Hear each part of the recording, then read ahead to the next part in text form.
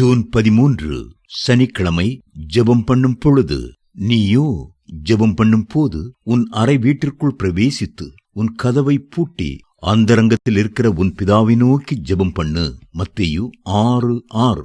மத்தேயு எழுதிய சுவிசேஷத்தில் 5, 6, 7 ஆகிய 3 அதிகாரங்களும் மலைப்பிரசங்கம் என்று அழைக்கப்படுகிறது.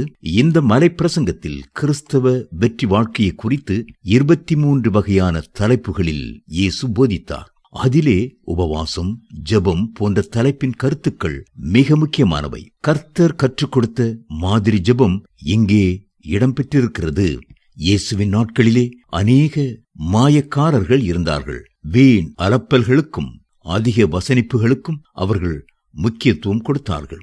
மனிதர் பார்வையிலே பக்திமான்களைப் போல வேஷமிடும் வீணான ஜெபங்களே மலிந்து கிடந்தன. ஆவியோடும் உண்மையோடும் ஆராதிப்பது எப்படி என்பதும் ஜெபிப்பது எப்படி என்பதும் யூத ஜனங்களுக்கு தெரிந்திருக்கவில்லை.